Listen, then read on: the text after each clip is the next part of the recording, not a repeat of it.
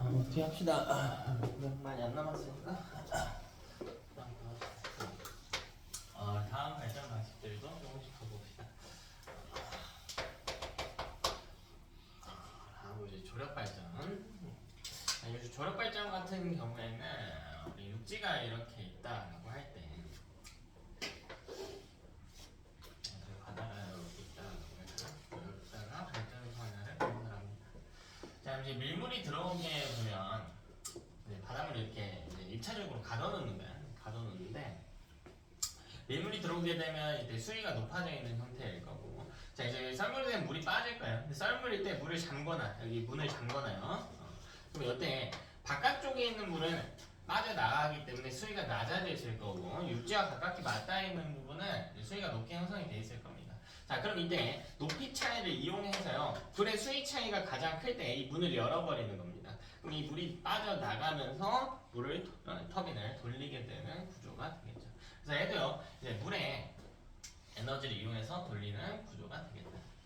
결국 물의 역학적 에너지를 이용한다. 이제 구동 방식이 얘도 사실 내부에서 좀 나눠지거든요. 터빈의 운동 에너지를 만들어내고 다시 전기 에너지로 전환하는 방식이 되겠다. 제가 지금 그래서 이제 그림을 보면 물이 빠져나갈 때 돌리는 형태로 되어 있는데, 사실 들어올 때 돌리는 것도 있어요. 장점 봅시다. 자, 앞에서 지금까지 이제 맨 앞에 두 개 빼고는 이제 재생에너지들을 고려하고 있는데, 이 재생에너지들의 공통적인 한계가 뭐냐면 발전량이 좀 불균일하다는 겁니다. 예측하기가 좀 어려워요. 얘는 주변 환경의 환경들을 이용하는 거기 때문에 환경의 영향을 좀 많이 받거든요. 근데 이 조력 발전은 재생에너지 중에서는 가장 예측이 가능한 발전 방식입니다.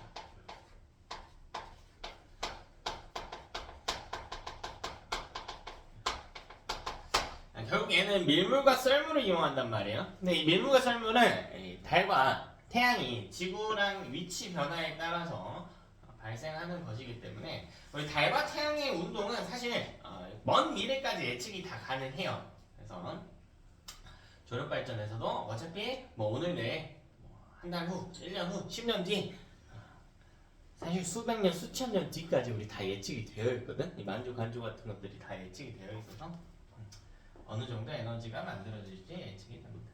자, 단점은 N은 부지가 좀 커야 돼요. 발전소 규모가 좀 크거든요. 다른 것들에 비해서 물을 가둬놔야 되기 때문에, 해양에 나갈 물을 가둬놔야 되기 때문에 당연히 좀 크겠죠, 규모가. 그래서 생태계 파괴가 많이 일어나게 됩니다. 심지어 얘는 이 조차가 큰 지역에만 설치가 가능하단 말이에요.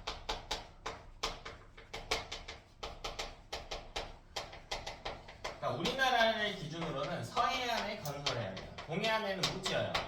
조차가 작기 때문에. 밀물과 썰물의 높이 차이를 조차라고 하지. 근데 이런 지역에서 대표적으로 나타나는 게 이제 갯벌이거든요. 그래서 이제 갯벌이 나타나는데 갯벌을 파괴할 염려가 좀 크다. 그걸 조력이라고.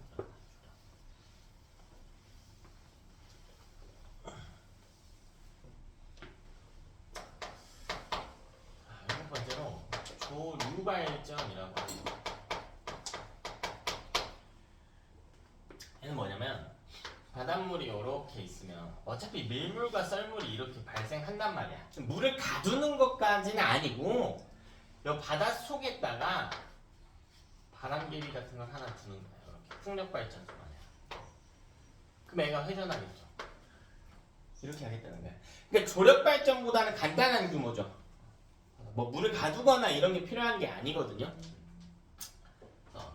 단순히 높이차가 아니라 밀물과 썰물의 흐름만을 활용하겠다라는 거죠. 그다음에 장점은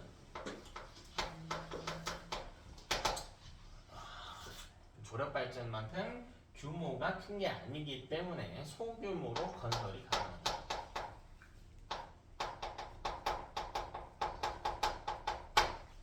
소규모로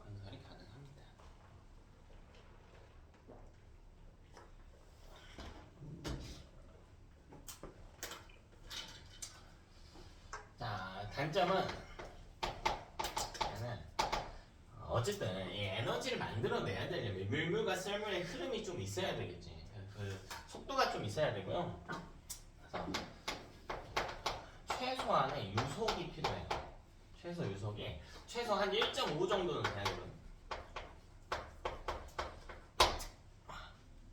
최소한 1.5. 넉넉잡아 한 2.0 정도는 돼야 돼요. 그냥 좀 유의미한 발전을 할 수가 있게 됩니다. 예전 좀 문제가 지저분하게 나온 적이 있었는데 조류 발전의 최소 유속은 0.5 이상이다. 숫자로 내는 게 있다. 그렇게까지는 안 했으면 좋겠는데 뭐 내용이 중요한 거지 실제 숫자가 중요한 건 아니라고. 이런 것들도 우리가 다 정리는 해두셔야 됩니다. 딱 두 가지만 더 합시다. 자, 8번째는 태양광이에요. 이게 좀 어렵거든요. 태양광.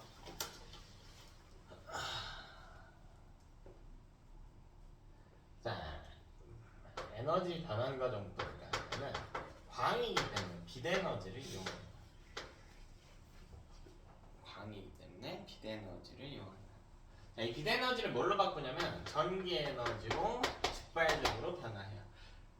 그래서 여기서 좀 중요한 포인트가 등장했는데 얘는 터빈을 사용하지 않습니다. 뭘 돌리고 말고 이런 문제가 아니라 그냥 빛을 전기로 바꾸는 거야. 즉 전자기유도를 사용하지 않습니다.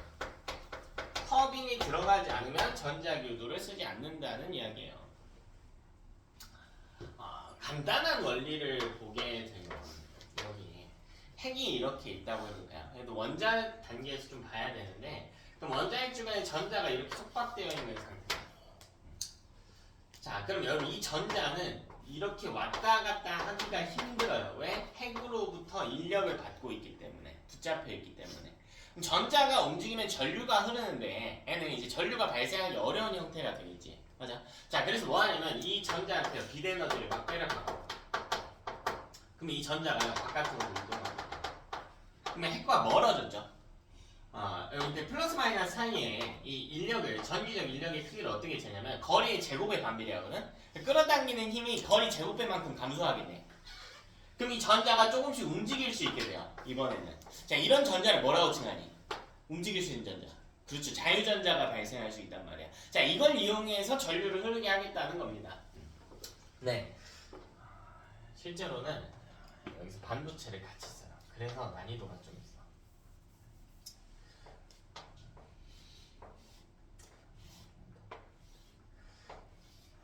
반도체를 좀 같이 쓰죠. 이 위쪽에 있는 게 N형 반도체고 아래쪽에 있는 게 P형 반도체라고 해볼까요? 그리고 이 N형 반도체 쪽에 입자가 모일 수 있는 전극을 하나 설치합니다. 그리고요 여기서 전극에서 도선을 이용해서 반대편과 이렇게 이어줍니다.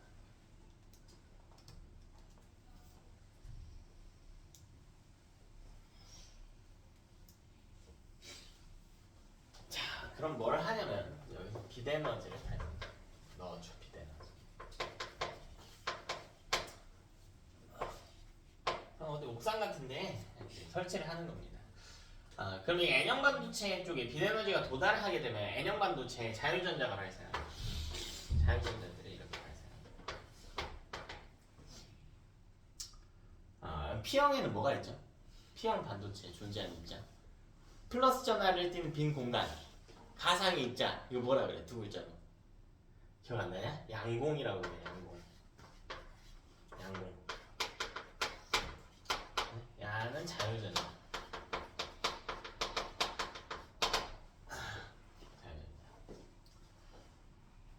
자, 그럼 이 자유전자들이 가만히 있는 게 아니고 이동하거든요. 움직이는데 이때 이 전극에 붙잡히게 돼. 이 전극에 이렇게 붙잡히게 돼요. 뭐 여기로 가기도 하고 전극에 모이게 됩니다. 그럼 이 극에는 자유전자들이 모이게 되지. 자유전자가 모이게 되면 여기가 극을 띠게 되겠죠. 마이너스 극을 띠게 되겠죠. 마이너스 극을 띠게 되겠죠. 자, 그럼 어떤 일이 일어나냐면 마이너스 극을 띄웠기 때문에 전자가 움직입니다. 전자가 마이너스 극에서 플러스 극으로 움직이니까 여기서 출발해서요 이렇게 돌아요. 전자의 이동이 발생합니다. 전자의 이동이 발생. 이때 전자가 움직이면 이 반대 방향으로 전류가 흐르게 되지. 전자 전류의 이동 방향은 항상 반대입니다. 전류가 반대 방향으로 흐르게 됩니다. 우리는 이때 흐르는 전류를 이용하겠다. 이게 태양광 발전 방식입니다. 반도체가 들어가기 때문에 조금 난이도가 있다. 크게 어렵진 않죠, 근데 그림 정도 잘 보시면 됩니다. 크게 어렵죠.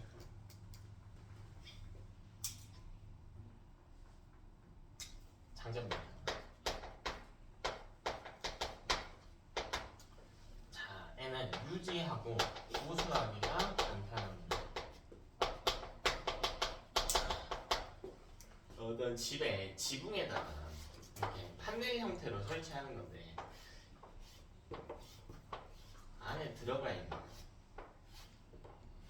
태양광 발전기가 여기 각 구역에 나눠져서 하나하나 개별로 존재하는 형태거든요.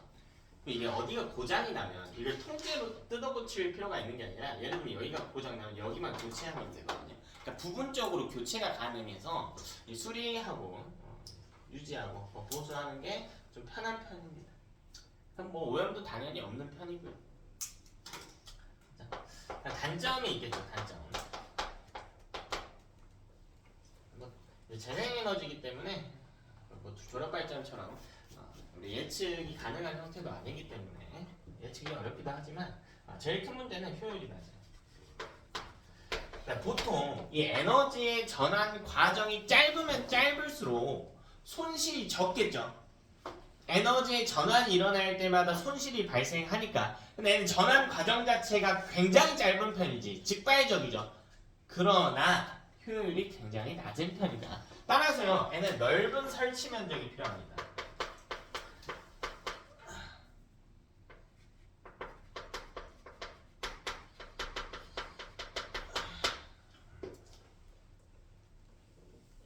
그래서 우리 종종 외곽 쪽에 나가보면 지붕에다가 이런 태양광 판넬 설치해 놓은 것들이 있단 말이야.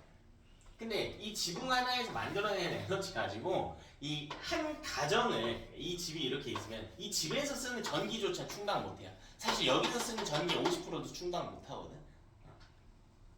우리 단순하게 전 국가에 있는 우리나라 전체에 있는 국민들을 먹여 살리려면 최소 국민들이 거주하는 이 집의 면적의 2배 이상은 필요하단 말이야. 그렇게 설치해서 먹여 살릴 수는 없겠죠. 그래서 이 효율이 떨어지기 때문에 사실 에너지 생산량이 좀 적은 편입니다. 적어요. 자, 우리 9번째 오늘 마지막 발전 방식입니다. 수소 연료전지라고 하는 겁니다. 수소 연료전지. 요게 사실 이 파트의 메인이에요. 나머지는 다 단순 암기지만 내용 정리만 잘 돼 있으면 되지만 얘는 조금 외울 게 필요하기 때문에 변별력이 좀 있어요. 크게 어렵지가 않아요. 어떻게 생겼는지만 몰라요. 자, 이렇게 막대 하나를 설치해줘. 근데 이 막대는 극을 띄고 있어요. 얘는 마이너스 극을 띄고 있어요. 자, 그리고 중간에 네모난 구역으로 이어지는데 자, 내부에는 전해질이 깔려있어요. 이온의 움직임을 도와주기 위한 그 반대쪽에 플러스 극을 띠는 막대를 설치해주고 이 막대와 막대를 도선으로 연결해줍니다. 도선이에요. 도선으로 연결해준다. 자, 이때 뭐 하냐면 마이너스 극 쪽에 수소를 공급해줍니다.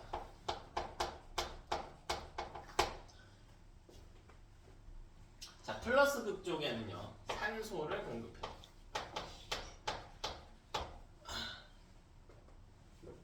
근데 뭐 사실 산소만 따로 넣을 필요는 없고 그냥 공기 넣으면 돼요. 공기 중에 산소 많으니까.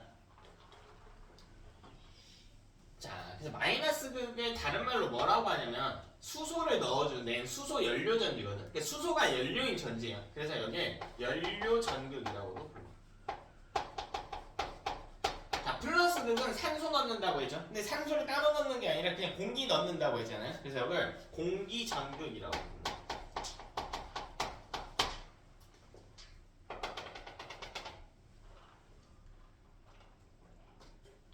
그럼 무슨 일이 일어나냐? 마이너스 극에서 첫 번째로 수소의 산화 과정이 발생합니다. 수소의 산화 과정이 발생합니다.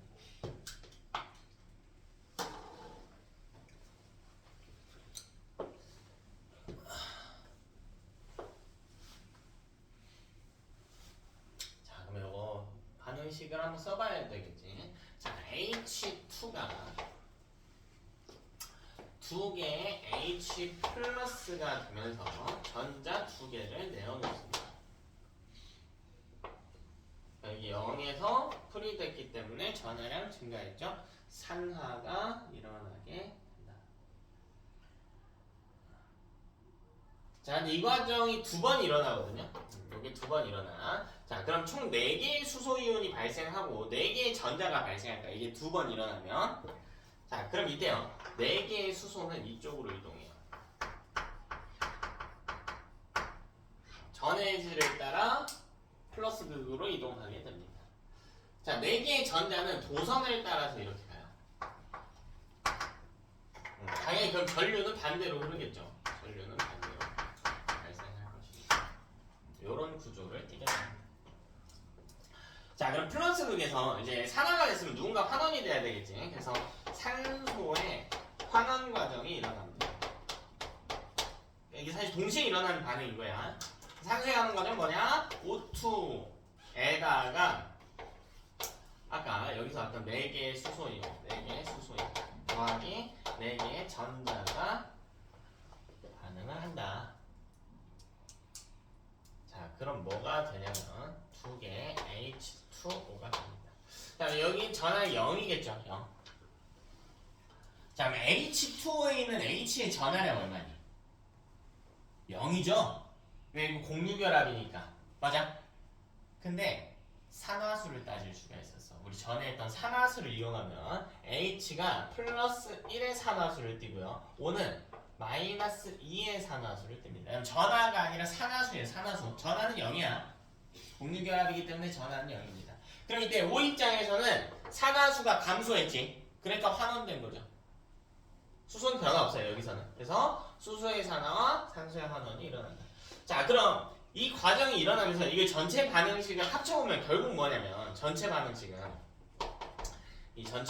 결국 수소에다가 2개 산소가 반응해서 2개 H2O를 만든다. 요거예요. 요거. 요거를 이제 분리를 해서 적어놓은 것뿐이고.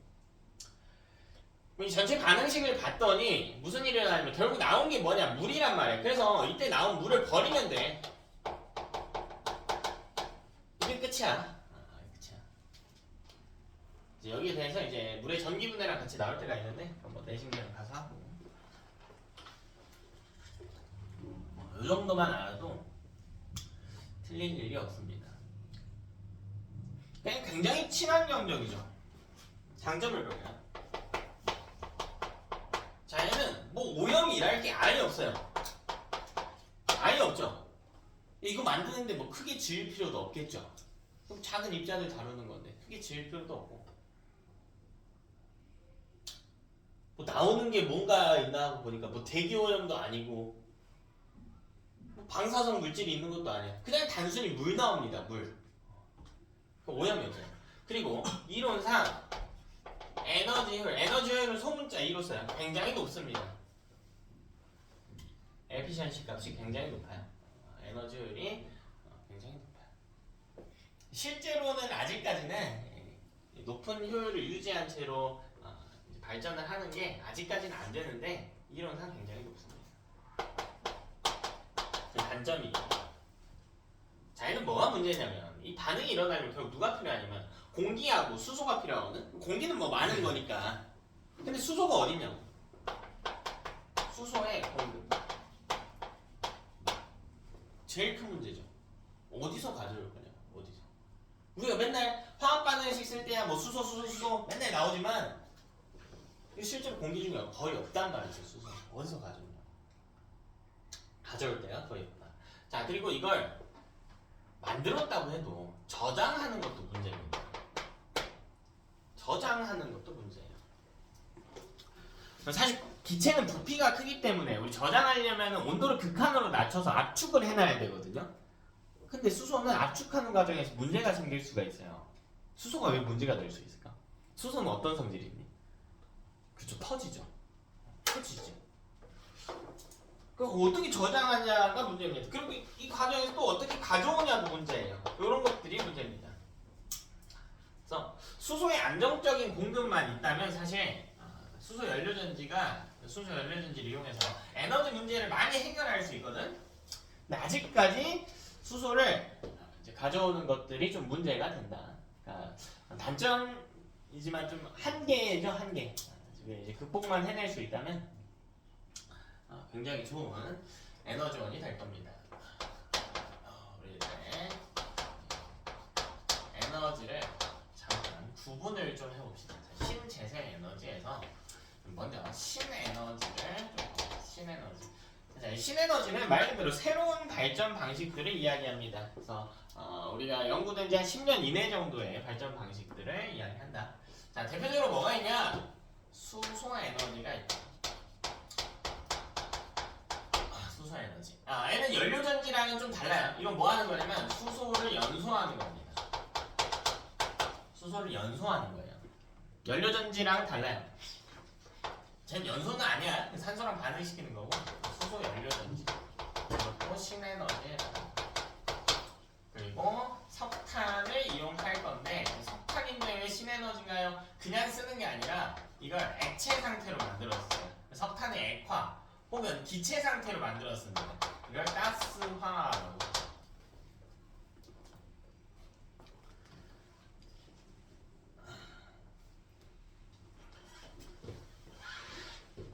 이런 것들을 신에너지라고 부릅니다. 신에너지. 이 중에서 석탄의 액화나 가스화를 보면 이제 신에너지는 재생에너지랑 다르게 화석연료를 사용하기도 해요. 그럼 재생에너지는 무엇이 있는가? 많이 했죠. 풍력, 아까 한 거, 수력, 뭐 조력, 뭐 조류, 뭐 태양열. 태양열은 태양광하고 좀 다릅니다. 자, 쟤는 태양이 열에너지를 이용하는 거예요. 빛에너지가 아니라 열에너지 이용해서 뭐 하냐면 물 끓여요. 그냥 터빈 돌립니다. 태양광. 그다음 열병합 발전. 열병합이 요새 조금 수업 내용에서 강조를 하더라고요. 열병합이 뭐냐면 이 버려지는 열에너지를 이용하는 방식이에요. 에너지 전환 과정에서 중학교 3학년 때부터 이 에너지에 대한 이야기를 했는데, 그러면 결국 에너지가 사라질 일은 거의 있어요, 없어요? 없죠. 이제 질량으로 변환되는 과정들을 제외하면 순수한 에너지가 사라지는 건 없지. 에너지는 서로 형태가 전환이 되죠. 그래서 에너지 총량은 어떻게 된다고 배웠니? 보존된다고 배웠지. 에너지 보존의 법칙, 그치? 뒤에 이어서 잠깐 이야기할 건데 에너지 보존 법칙 이야기했단 말이야. 근데 우리 에너지 아껴 써야 되죠. 이게 생각해보면 좀 이상하단 말이야. 에너지 총량은 어차피 줄질 않는데 아껴 써야 된다고. 왜 아껴 써야 돼? 손실? 손실이라고 하는 표현이 다른 에너지로 바뀐다는 거거든. 사라진다는 건 아니에요. 근데 왜 아껴 써야 돼? 우리가 쓸 에너지가 에너지로 안 나와서. 그 우리가 쓰지 못한 에너지가 보통 어떤 형태죠? 그렇죠. 열에너지로 바뀐단 말이에요.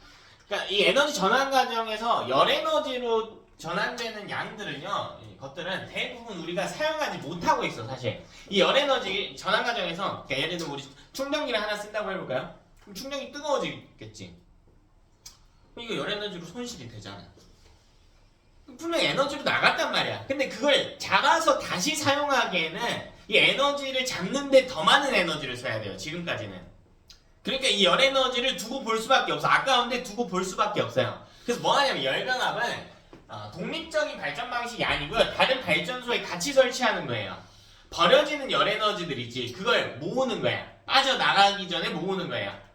그래서 요걸 갖고 우리가 난방에 사용한다던가 온수에 사용한다던가 이렇게 사용합니다.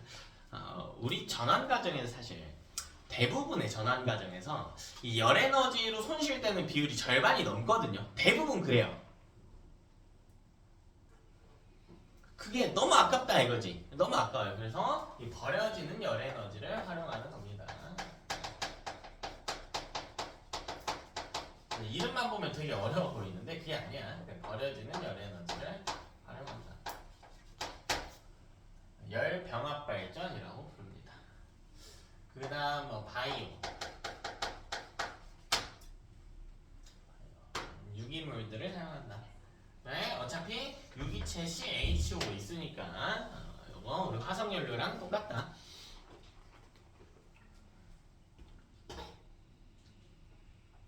바이오. 생명체를 좀 사용하겠다. 생명체를 이제 쓰는데 보통 뭐 쓰죠, 바이오? 보통 뭐 쓰지? 그죠, 옥수수 많이 쓰지. 그래서 전 세계에서 재배하는 작물의 곡물의 90% 이상 옥수수거든요. 옥수수 어마어마하게 재배합니다. 이제 그래서 미국에 영화들 보면 옥수수 밭이 졸라 크게 되어 있는 것들이 많지. 엄청 많아요. 뭐 무서운데 그 보면 무서워. 옥수수가 이게 자라 있는데 키가 2m가 넘거든. 사람 키를 훌쩍 넘어요. 2m, 3m까지 자라요. 엄청 커. 여기에 또 옥수수밭에 갇힌 이야기들이 되게 많아요. 근데 이게 주변이 보여 안 보여? 안 보이잖아. 이게 얼마나 크냐면 이때 주변을 만약 볼 수 있어서 최단 경로로 옥수수밭 한가운데서 걸어 나가려고 했을 때 보통 한 3일 정도 걸린대. 최단 경로. 엄청나게 큰 거지.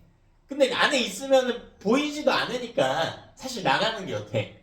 거의 불가능하겠지. 그래 옥수수밭에 갇혀서 죽은 사례들이 되게 많아. 좀 큰 동네는 이렇게 되어 있는데 그만큼 좀 많이 쓰고 있어요. 사실 뭐 대부분 이제 가축의 곡물로서 쓰는데 요새는 바이오로 쓰려는 연구도 많이 합니다. 뭐 껍데기 같은 것들, 뭐 폐기물을 이용하기도 하고 여러 형태의 재생 에너지들을 사용하려는 노력들이 있다. 연구 많이 해야죠. 근데 사실 세계적으로 봤을 때 재생에너지의 이 발전 속도가요 그렇게 빠르지가 않아요. 문명 발전 속도에 비해서는 엄청 느린 편이라고 그래. 돈이 안 되니까 좀 느린데 아껴 써야겠죠. 그 다음에 마지막으로 이 발전 방식에 대한 이야기를 하면 발전 방식에 대한 이야기를 합시다. 자, 이 중에서 뭘 봐야 되냐면 전자기유도에 대한 이야기를 빼놓을 수가 없습니다. 대부분의 발전 방식은 터빈을 돌리는 전자기유도를 사용합니다. 그러나 이 전자기유도를 사용하지 않는 방식들이 일부 있다. 네, 전자기유도를 사용하지 않는다라고 하는 걸 같은 말로 뭐라고 하냐면 이거 너무 중요해요, 여러분. 시험에 나오고요. 많이들 좀 인지 안 하고 있는 부분이라 터빈을 사용하지 않는다는 표현과 같아요. 됐나? 터빈을 사용하지 않는다. 그리고 우리 이 전자기유도에 대한 이야기는 2주 동안 다뤘지. 자, 이 발전기를 사용하게 되면 전자기유도만 사용하게 되더라도 이게 지속적인 전기 에너지를 생산하는 과정에서 전류의 방향이 어떻게 될 수밖에 없었어? 바뀔 수밖에 없었지. 우리 그런 흐름을 뭐라고 불렀니? 교류라고 불렀지. 그럼 얘는 교류를 사용하지 않는다는 말과 같아. 자, 여러분 교류는 효율이 낮은 편이거든, 직류에 비해서. 근데 전자기유도를 쓰니까 어쩔 수 없이 쓰는 거였는데 전자기유도를 안 쓰면 굳이 교류를 만들 필요가 없어요. 그래서 직류가 발생해요. 이 표현들 다 알고 계셔야 돼요. 셋 중에 뭘로 나올지 모르기 때문에. 자, 두 가지가 있다. 누가 있나 하고 보니까 우리 아까 이야기했던 누구 있니? 태양, 광이야. 야, 태양 열 안 돼. 태양 열은 열로 터빈 돌리는 거예요. 물 끓여서 태양 반. 그리고 수소 에너지 전자.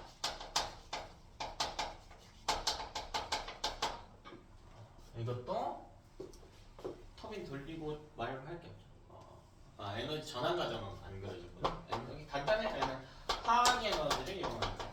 화학 에너지를 전기 에너지로 전환하는 장치.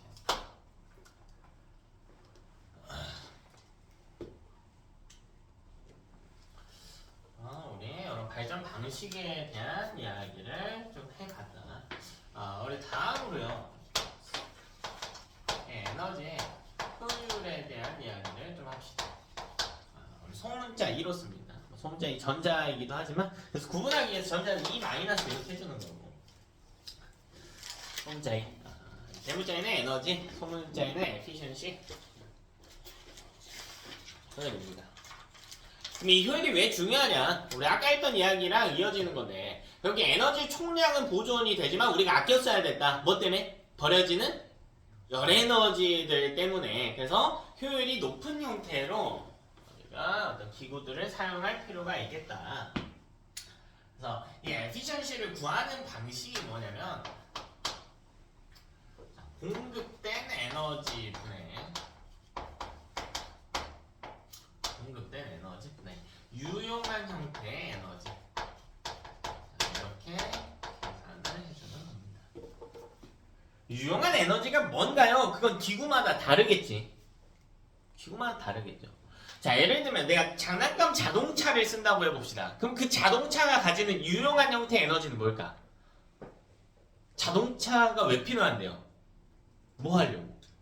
움직이려고. 그렇죠. 그럼 무슨 에너지예요? 운동 에너지, 뭐 역학적 에너지 정도로 고려하면 되겠지. 그래서 그때는 운동 에너지가 이제 메인입니다. 유용한 에너지가 되겠죠. 됐나? 그럼 내가 전구를 쓴다고 해볼까? 전구에서 유용한 형태의 에너지는 뭐예요?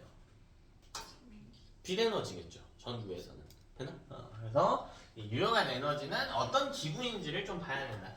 시간이 이제 한 2배 정도만 할까요?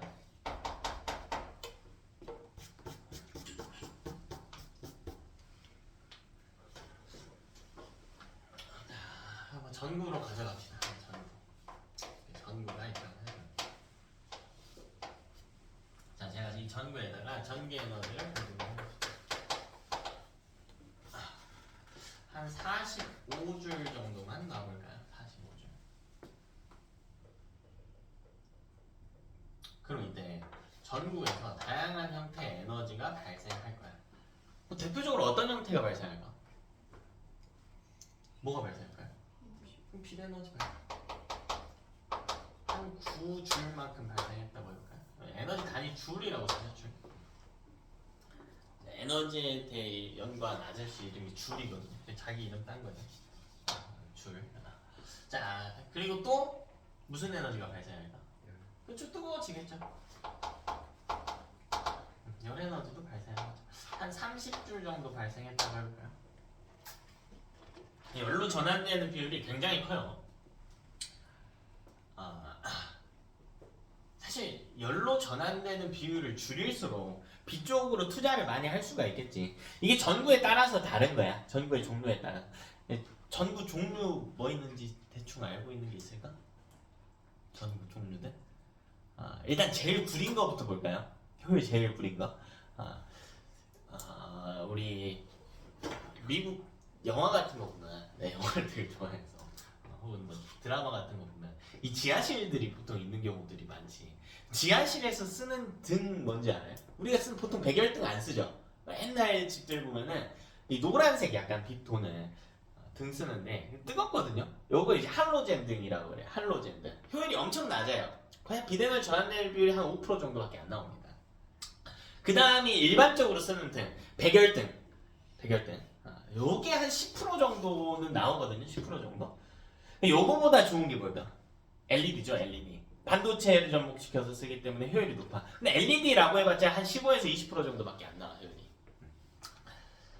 그래서 그 정도마다 좀 달라요. 이거를 역으로 이용할 수가 있거든요. 우리가 뭐 일반적으로도 많이 쓰지만 좀 산업적으로도 한번 볼까요?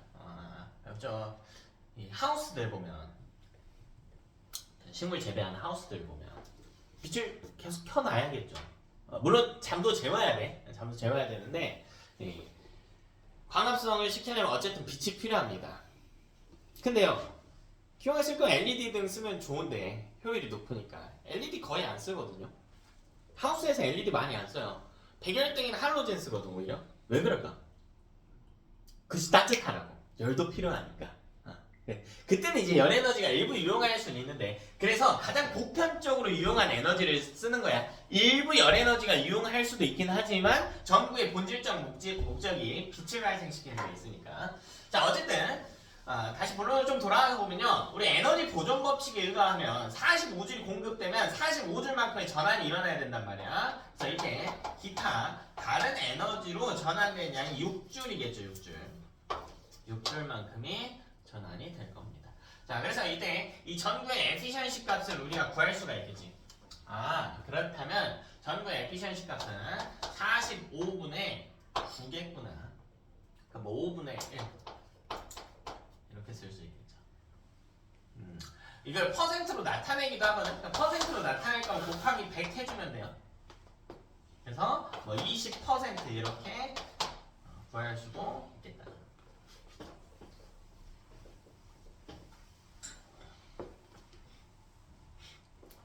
그치?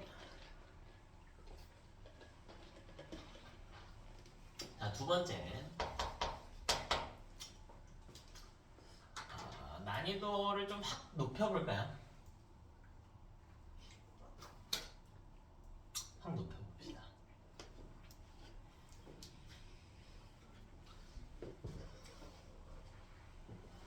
요번에는 제가 어떤 여러 개의 장치가 연결된 박스를 하나 설치할게요. 자, 여기다가 전기 에너지를 좀 공급을 해봅시다. 넉넉하게 공급할까요? 한 3,000줄 정도 공급을 해봅시다.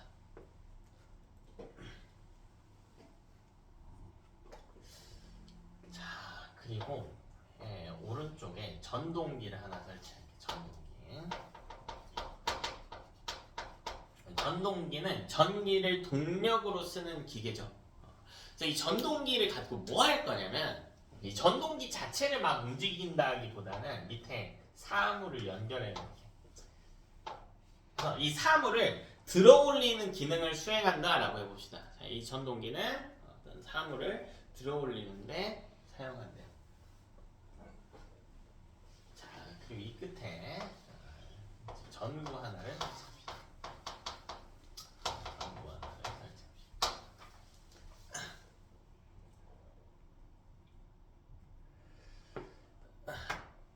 밑에 문제를 한번 만들어 볼까요? 이 공급된 에너지가 전동기와 전구로 나눠져서 가겠죠. 그리고 이제 전동기에서 뭐 물체를 들어 올리기도 할 거고, 이 과정에서 근데 손실이 있겠지. 손실이 있겠죠. 자, 전체 과정에서 손실된 에너지가 우리 이동 중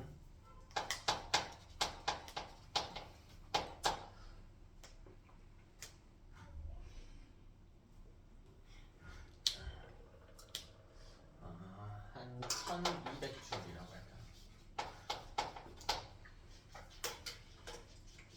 여기까지 가는데 손실된 에너지가 1200줄이라고 합시다.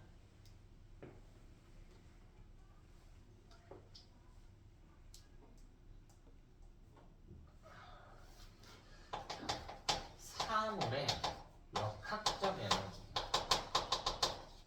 이게 사물이야. 사물 증가하는 한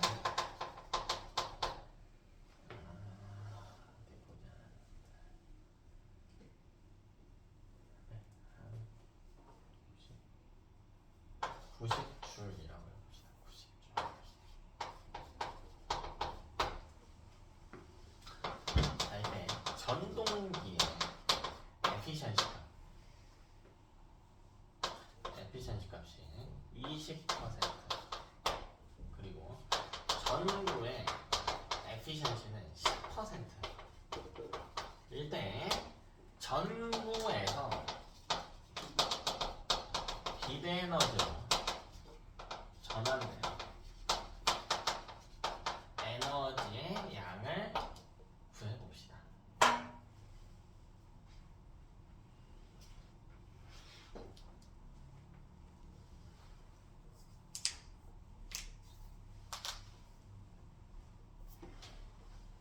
구해볼래? 시간 잠깐 줄게. 그럼 모니터 해보실래?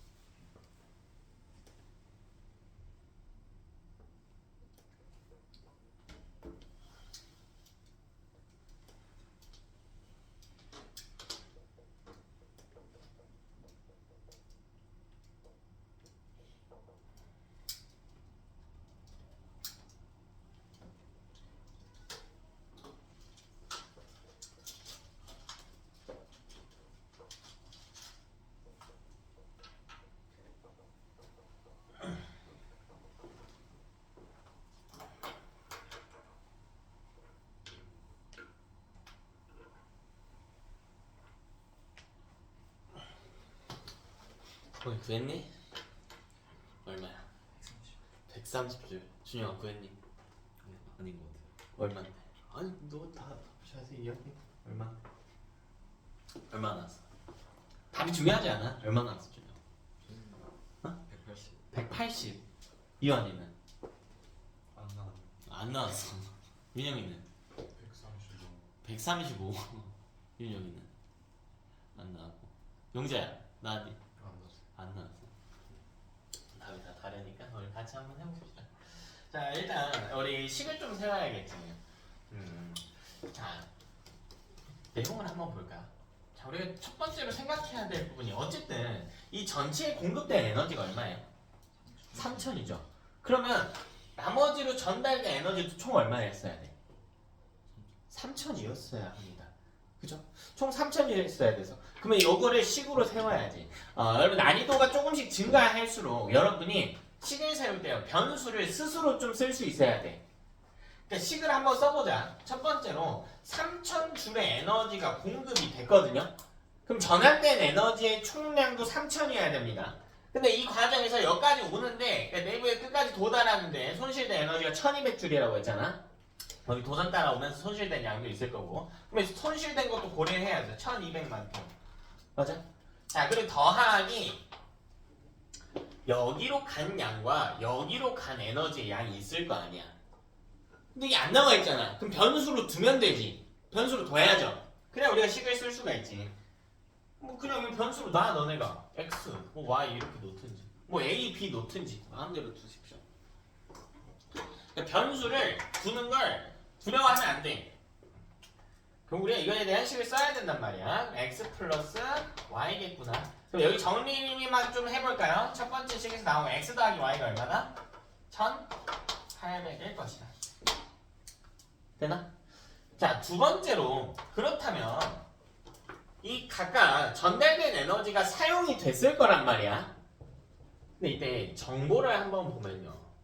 자, 전구에 전달된 에너지는 알고 있는데 여기서 얼마만큼의 효율을 가지는지도 알고 있는데요. 얼마나 전달됐는지는 몰라요. 정보의 양을 보는 거야. 근데 전동기로 전달된 에너지 양에 대해서 뭐가 나왔냐면 두 가지 정보가 나왔지. 역학적 에너지 증가량과 에피션시 두 개가 나왔잖아. 그러니까 전동기를 봐야지. 전동기 우선적으로. 그럼 봐봐. 전동기의 에피션시 값을 구할 수가 있다. 자, 이게 공급된 에너지라고 했죠. 공급된 에너지 얼마야? 전동기에 공급된 에너지가 얼마니? 얼마 공급됐어? X 분의 유용하게 사용된 에너지라고 했잖아. 근데 전동기가 유용하게 뭘 했냐면 사물의 역학적 에너지를 증가시켰다고. 근데 역학적 에너지 증가율이 얼마래요? 증가량이 얼마래? 90 곱하기 100을 했더니 문제에서 이게 20%래. 됐니? 그럼 뭘 찾을 수 있어요? 여기서 뭘 찾을 수 있냐? X 값을 찾을 수가 있죠. 450이겠죠? 되냐? 그럼 다시 1번식에 돼. 그럼 뭘 찾을 수 있어? Y가 얼마가? Y는 얼마겠니? 1350이라는 걸 찾을 수가 있죠. 됐나? 아, Y 값이 1350이구나. 그렇다면 좀 이걸로 이렇게. 자, 세 번째로 자, 전구의 에피션시 값이 나왔어요. 전구의 에피션시가 10%. 자, 이걸 왜 써야 되냐면 전구에서 비대에너지로 전환된 걸 찾아야 되기 때문이겠죠. 이게 유용한 형태의 에너지일 테니까. 그럼 이걸 구할 수가 있다니까? 이게 Y분의. 근데 Y가 얼마래? Y가 얼마래? 방금 구했잖아. 1350 분의 이렇게 들어갈 거 아니야. 곱하기 아니야. Y값 적어놓은 거예요. 여기서 비대에너지 곱하기 100일 거 아닙니까? 전구에서 유용한 형태의 에너지. 그럼 답 나왔네. 비대에너지 얼마입니까? 얼마예요? 135주. 끝나?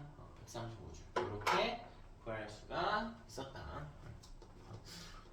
내용이 조금 이제 복합된 형태의 문제로 제시될 수가 있거든요. 여러 기구가 복합된 형태로 제시될 수 있으니까. 이런 문제도 좀 보실 수 있어야 됩니다. 이제 변수 두는 거를 좀 익숙하게 여겼으면 좋겠어요. 계산 문제에서는 난이도가 올라갈수록 뭐 내용이 바뀌는 건 없어요. 전부 다 어차피 다 공식에 의거하는데 이제 여러분 변수를 두는 걸 익숙하게 해라. 오늘 마지막 내용 할까요? 열기관.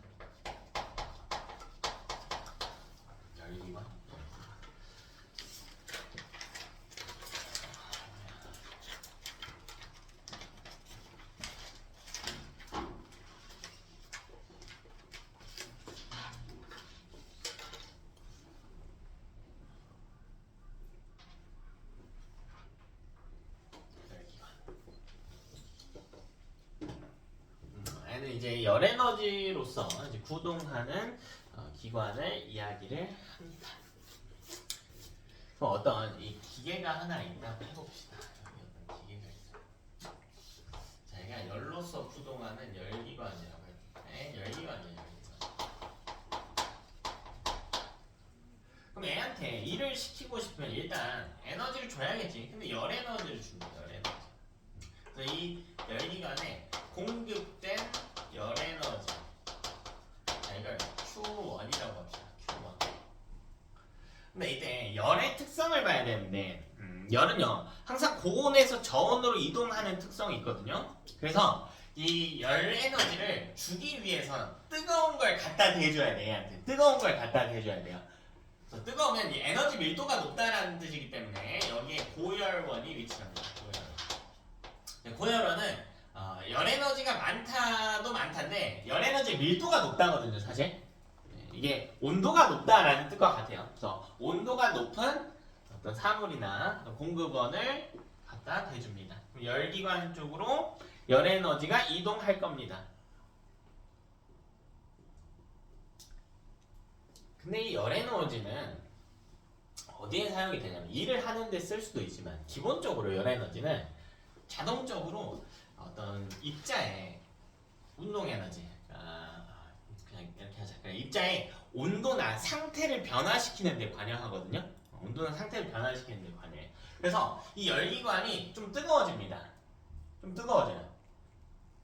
그럼 봐라. 처음에는 이 열기관이 공기 중에 방치가 되어 있을 테니까 공기랑 열 평형을 이뤄서 공기랑 온도가 똑같았을 거야.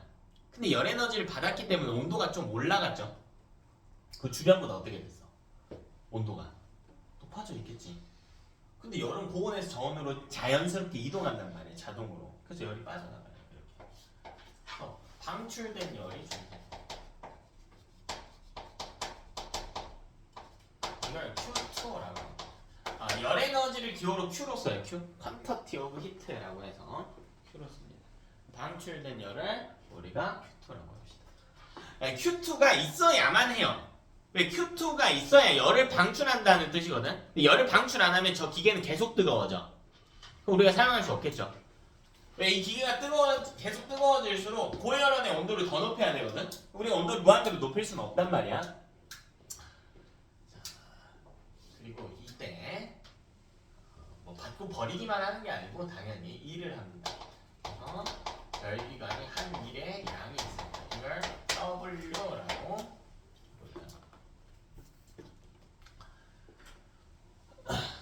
우리가 이때 세 가지 내용을 다룰 겁니다.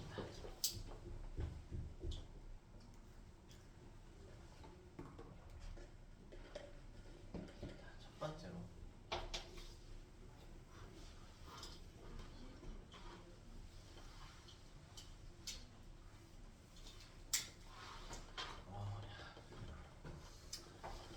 에너지 보존 법칙이 있습니다.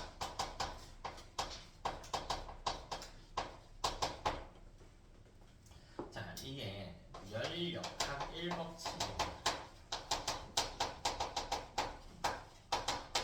어쨌든 열도 에너지이기 때문에 에너지의 전환 과정에서 총량이 보존이 되어야 됩니다. 그럼 식을 한번 써볼까요? Q1은 Q2 더하기 W 값과 같겠죠. 공급된 에너지는 전환된 에너지의 총량과 같다. 일부 열 에너지로 전환이 되고 일부 일을 하는데 사용이 됩니다. 에너지라고 하는 건 일을 할 수 있는 능력이거든요. 이런 정의를 가져. 일을 할 수 있는 능력. 일로도 전환이 가능합니다. W 워크. 했나? 자, 두 번째로 이게 열역학 2법칙에 대해서 좀 다뤄봐야죠.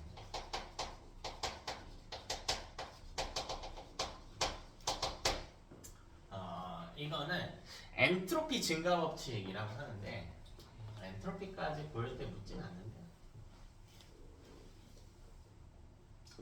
나중에 여러분 물리랑 화학에서도 좀 다룰 내용을 간단하게만 좀 보여드릴게요. 이게 뭐냐면 엔트로피입니다. 간단하게만 보세요.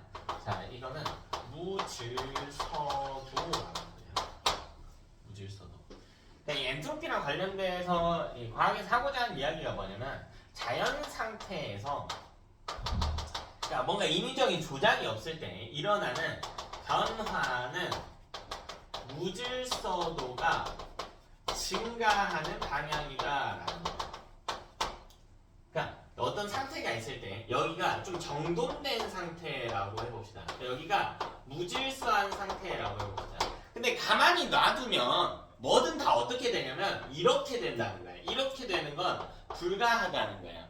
그러니까 뭔가 변화의 방향성이 있다는 걸 보여주는 겁니다. 변화의 방향성이 있다. 이걸 보여주는 거다. 작은 입자 단계에서도 그렇지만 우리 일상에서도 당연히 적용이 가능해요. 뭐 예시를 하나 들어볼까요? 제가요 돌탑을 예쁘게 쌓아놨다고 해볼게요. 이건 정돈된 상태죠. 정돈된 상태지. 질서 정연한 상태예요. 자, 그럼 바람이 불어가지고 이 돌탑이 무너졌대. 막 돌덩어리가 막 날아다녀서 무너졌어요. 이건 무질서한 상태지. 여기저기 퍼져 있으면 무질서한 상태예요. 한쪽이 모여 있으면 질서정연한 상태인 거고. 그럼 이렇게 됐죠. 그럼 바람을 역풍으로 불게 해볼까요? 아까랑 반대 방향으로 바람 불어봅시다. 그럼 돌이 다시 이렇게 촤촤촤 와가지고 탑이 쌓일까? 아, 이건 안 일어난다는 거야. 이건 안 일어난다는 겁니다. 왜요? 그건 질서 정연해지는 쪽의 변화거든요. 안 된다는 거지. 됐나? 여러분 방에서 생활하면서 우리가 하루 동안 청소를 안 해볼까요? 그럼 방이 깨끗해질까 더러워질까? 더러워지죠. 왜냐면 먼지라고 하는 애들이 한쪽으로 모이지가 않아. 그러니까 먼지가 예쁘게 내가 청소 안 하더라도 뭐 떨어진 머리카락이나 이런 게 쓰레기통에 예쁘게 차자작 모이면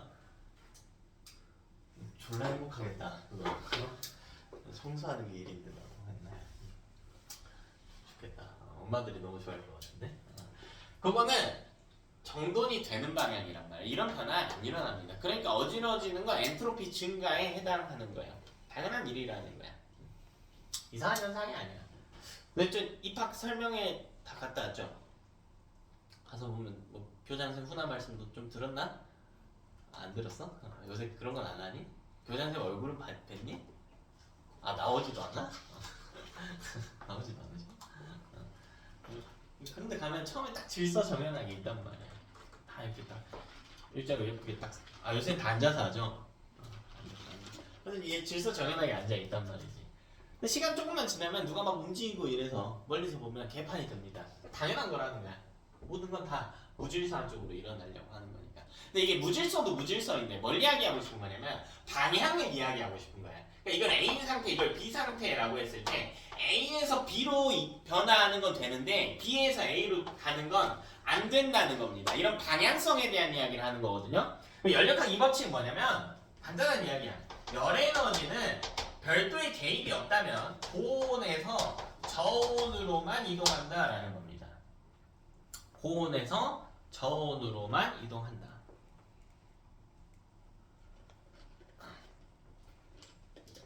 그렇죠? 여러분이 어떤 차가운 물체를 만졌을 때 손의 온도가 어떻게 돼요? 낮아지겠죠? 열 에너지를 뺏겼다는 이야기지. 왜 내 손이 이 차가운 물체보다 온도가 어떠니까? 높으니까. 되냐? 만약 이 역방향의 변화가 일어난다면 내가 찬물을 만졌는데 손이 뜨거워져야 돼요. 됐나? 뭐 우리 일상에서 자연스레 여기는 일이지만 그걸 연력학 2법칙으로 이야기할 수가 있다. 자, 세 번째로 이때 열기관의 efficiency를 구할 수가 있겠다. 그럼 결국 이 efficiency 값을 논해보면 얘는 공급된 에너지 분의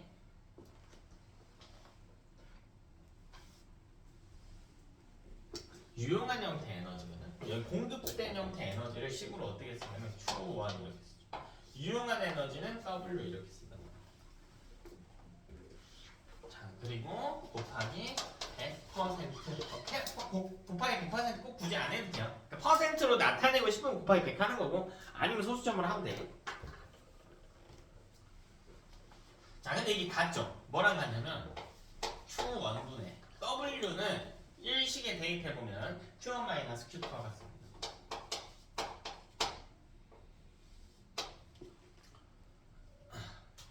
됐나? 자, 이때 중요한 개념이 뭐냐면 열 에너지는 온도 변화에 관여한단 말이야. 즉 열기관은 열을 받는 순간 일을 하기도 하지만요 온도가 자연스레 증가하게 됩니다. 일부 에너지는 온도 증가에 관여하게 돼요. 그래서 아까 이야기했듯이 주변 공기보다 뜨거워져. 그래서 방출된 열은 절대로 0이 될 수가 없어. 절대로 0이 될 수가 없습니다. 따라서 이렇게 되므로 efficiency 값은 never 1이 될 수가 없어요. 절대 1이 될 수가 없습니다. 그러니까 퍼센트라면 100%가 절대 될 수 없어요. 이거는 불가의 영역이에요. 사실 우리가 이제 증기기관을 사용하면서부터 에너지에 대한 이야기가 많이 나왔거든요. 특히 이 열기관 관련된 이야기가 효율을 최대한 높이려고 과학자들이 많이 시도를 했겠죠. 100% 10%인 걸 만들고 싶어 했단 말이야. 그러니까 무한 동력을 가진 어떤 기계라던가 효율이 100인 기계들을 만드는 걸 계속 연구를 했어요. 근데 이때 이제 카르노라고 하는 아저씨가 등장해서 야 너네 그거 안 돼! 라고 증명을 해냈습니다. 그래서 아직까지도 실제로 정말 정교하게 만든 열기관의 효율도요 한 30%를 넘을 수가 없어요. 그만큼 우리가 유용한 형태의 에너지로 추출하기가 어렵다 열기관입니다. 뭐 예시 문제 좀 합시다. 시간이 한 문제만 합시다. 한 문제. 이렇게 가져갑시다. 자, 여기 열기관 A가 있다라고 해봅시다. A가 있다. 자, 이 A에게 제가 에너지를 공급을 해볼게요. 20줄 정도를 공급을 해볼까요? 자, 이때 얘가 1한 값이에요. 1한 값이 한 4줄 정도라고 해볼까요?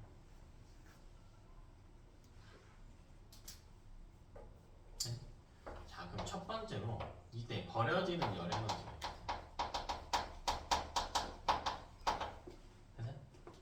자, 이걸 x라고 해볼까요? x. 근데 이 x 값을 어떻게 구할 수가 있냐면 결국 q1은 q2 플러스 w인데 qt를 구하라는 거야. 그럼 qt는 q1 마이너스 w거든요. 20 마이너스 4기 때문에 16줄이다. 이렇게 구할 수가 있겠죠.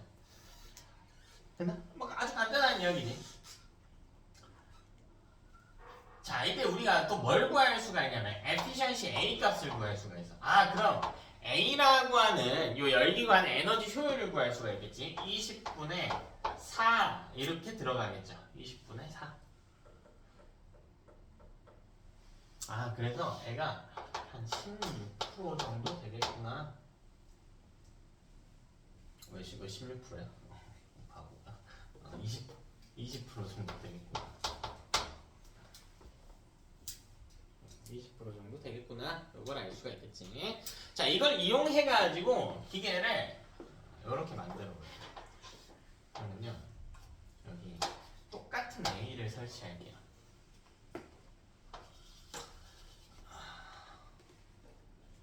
자, 똑같은 A예요. 여기 있는 A랑 같은 A야. 자, 그리고 여기다가 에너지를 공급할게요.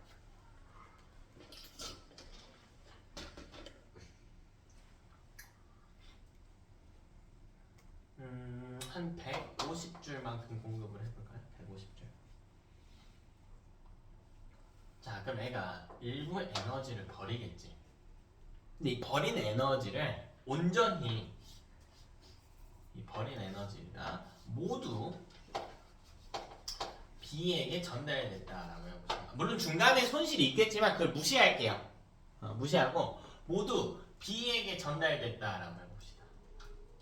그럼 이때 B가 한 일이 있을 거고 B가 내보낸 에너지, 위에서 A가 내보낸 에너지도 있어요.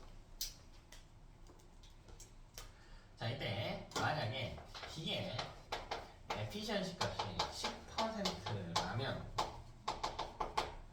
한 일과 버려지는 에너지는 얼마인가 이렇게 물어봤다라고 해봅시다. B의 efficiency가 10%.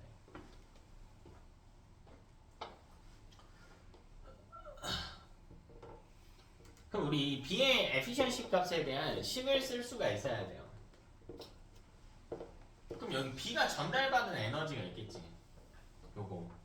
이건 A가 버린 에너지이기도 하지만 B가 전달받은 에너지이기도 하죠. 그럼 이 값을 QB1이라고 해봅시다. 그러니까 우리가 식을 써야 될 거 아니야. 이 식을 왜 쓰냐면 B의 efficiency가 나왔으니까 이걸 이용을 해야 된단 말이야. 그러니까 첫 번째로 이렇게 쓰겠지. efficiency B는 이렇게 쓸 거 아니야. 그럼 B가 전달받은 에너지니까 요걸 써야 된다고. 근데 안 나와 있으니까 우리가 식으로 둬야지. 변수로 둬야지. QB 1분의. 그럼 최소한 뭐 둬야 되냐면 이것도 변수로 둬야죠. 이거 B가 한 일이죠. 뭐라고 쓰면 돼? B가 한 일. 뭐라고 쓰면 돼? WP 이렇게 쓰면 되겠지. WP 곱하기 100이 10%구나. 이렇게 구할 수가 있겠죠. 그래서 B의 efficiency에 대한 식을 썼다. 이거는 되죠. 마지막 문제야. 집중해서. 자, 두 번째로 봅시다. 두 번째로. 자, 그럼 지금 변수가 두 개가 나왔기 때문에 식이 하나가 더 필요할 겁니다. 자, 그 식을 어디서 유도할 거냐면 A에 대한 정보에서 볼 거야. 왜? A에 지금 뭐가 나와 있냐면 A에 공급된 에너지가 나와 있거든? 근데 위에서 뭐 구했냐면 A의 효율 구했단 말이야. 근데 여러분 A랑 A랑 상황은 다른데 같은 기구지. 같은 기구. 같은 기구면 열 효율이 동일하거든요. 그러니까 에피션시 A를 다시 활용할 수가 있어요. 그러면 에피션시 A가 아까 얼마라고 계산했어? 위에서? 20%. 이 20%가 뭐와 같냐면 A가 공급받은 에너지 150분의 뭐냐? 이거 분의 A가 한 일이겠지. 근데 여기 안 나와 있잖아. 그럼 여기를 우리가 변수로 둬야 된다고. A가 한 일. 뭐로 두면 돼? 이거 뭘로 둘래? WA 이렇게 두면 되겠죠. WA 곱하기 100%다 이렇게 잡을 수가 있다. 그럼 여기서 알 수 있는 게 뭐예요? WA가 얼마여야 되니? 30이어야겠죠. 그래서 30줄이어야 된다. 그럼 WA를 구했으면 다시 뭘 구할 수가 있냐면 요 QB1을 구할 수가 있지. 그럼 150이라고 하는 A가 공급받은 에너지는 WA. WA는 30 더하기 QB1이란 말이야. 그럼 계산할 수 있다. QB1은 120줄이구나. 그럼 데이. 요거를 1에 대입하게 돼요. WB가 12줄인 것을 구할 수가 있겠죠. 그냥 자, 심지어 여기서 또 뭐도 구할 수 있느냐? 버려지는 에너지. B에서 버려지는 에너지. 요거는 B가 공급받은 에너지 QB1 빼기 B가 한일 12란 말이에요. WB. 대입만 하면 되죠. 다 알고 있기 때문에 120 빼기 12이기 때문에 108줄이다. 이렇게 식을 완성할 수 있겠습니다. 연결된 기구도 구할 수가 있겠다. 오늘 내용은 여기까지 하고 좀 사이드로 딸려서 외울 것들이 있는데 어렵지 않으니까 그거는 여러분이 교재 보면서 좀 완성하시면 되고 또 길기도 길었다. 오래 본 친구들은 개념반부터 해가지고 저랑 또 심화반까지 하면서 고생들 좀 했어요. 시험지도 맨날 소술량이라 귀찮게 하고 숙제도 맨날 잔소리하면서 공부하고 수업 중에 잔소리도 하고 했는데 고생한 거 압니다. 고생했고요. 마지막까지 이제 내신기간 되면 다들 뭐 저랑 하는 친구들도 있겠지만 조금 흩어지는 친구들도 있을 거야. 공부 방식에 대한 이야기는 많이 했으니까 그것도 중요한데 제일 중요한 거 공부할 때 제일 중요한 건 뭐 선행의 척도나 이런 게 아니야. 자기 객관화야. 자기 객관화. 그래서 제가 수업 중에도 계속 이야기했지만 내가 어떤 상태인지 여러분이 좀 객관적으로 진단할 수 있어야 돼요. 그래서 그 과정에서 좋은 방식들이 이제 친구한테 설명하는 것처럼 여러분이 해본다거나 배운 내용들을 스스로 써머리해서 머릿속에 있는 거를 어느 정도인지 파악해서 내 약점이 지금 암기에 어디가 구멍이 나 있는지 문제풀이에 좀 약점이 있는지 본인의 취약점을 스스로 파악할 수 있다면 어느 학교에 가서든 경쟁력 있는 학생들이 될 테니까 너무 완벽할 필요 없이 좀 자기 판단을 좀 잘해서 매주 나아지면 되고요. 그 다음으로 한 가지만 더 이야기를 해주자면 여러분 이제 학교에 가죠. 야 진짜 간다. 진짜 간다. 그지? 고등학교 진짜 간다. 네, 약간 두렵기도 하고 좀 설레기도 하겠죠. 입학 설명회 때 생각나니? 네? 가니까 좀 어때요? 뭐 다 반갑고 친한 친구들만 있나? 아니죠? 안 갔어? 보면 친구도 친구지만 이제 새로운 환경에 노출이 될 거고 여러분이 이제 그런 경험들이 좀 적겠죠.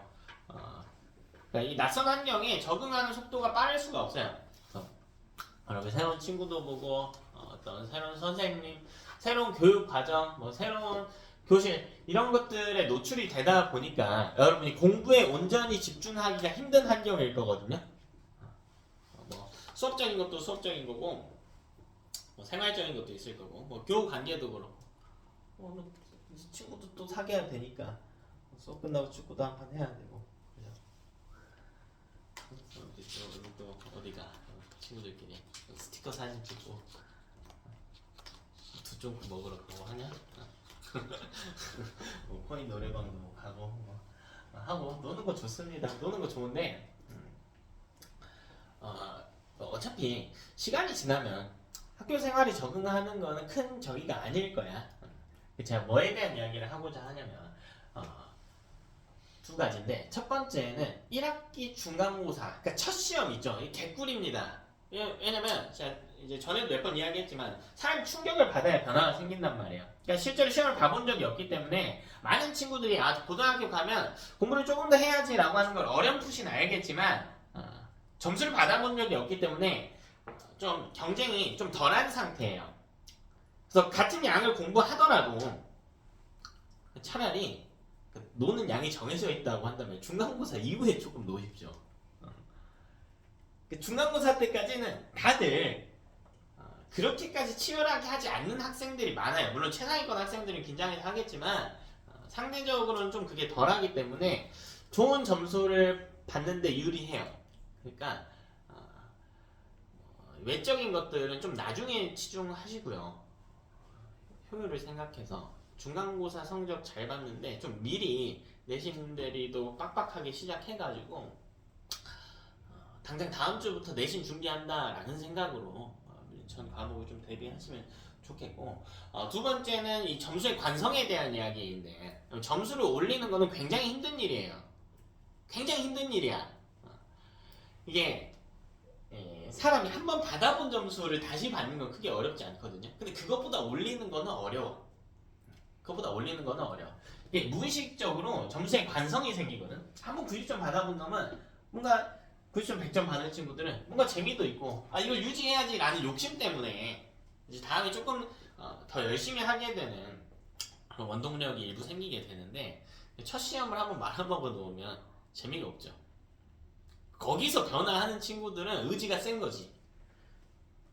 이렇게 해서는 안 되겠는데? 왜 이론적으로 이렇게 해서는 안 되겠는데? 다음에 훨씬 열심히 해야겠는데? 점수가 이만큼이니까 몇 배는 더 해야겠는데? 해서 딱딱딱 체계적으로 이행하는 게 쉽지가 않죠. 그 과정에서 대부분은 실망하고요. 재미도 없고 공부에 흥미도 떨어지고 집중도도 떨어지고 이렇단 말이야. 그래서 첫 시험을 잘 보는 게 무엇보다 중요합니다. 고등학교 첫 시험. 여러분이 첫 시험만큼은 이제 좀 이런 분위기에 변화되는 분위기에 휩쓸리지 않고 잘 봤으면 좋겠어요. 이동하는 친구들도 있고 하겠지만 우리 또 저랑 안 보는 친구들도 남은 아니거든요. 남인가 이제? 남은 아니기 때문에 혹시 수업적으로나 뭐 내용적으로 궁금한 게 있으면 언제든지 카톡 하셔도 되고 자료 필요한 거 있으면 저한테 연락하셔도 좋습니다. 고생했고요. 오늘 여기까지 하고 여러분 과제는 하이탑 해가지고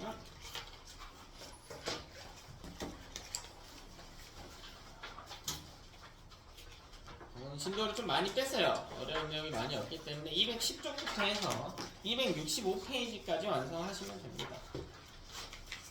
뒤쪽에 이제 최고난도 문제 있으니까 최상위 교양 문제요. 여기도 욕심이 있는 친구들은 좀 해보시면 됩니다. 210쪽 해서 263까지는 하시고요. 뒤에 최상위 도약도 해봤으면 좋겠어. 267쪽까지는 클리닉하고 과제검사하고 클리닉하고 마무리야.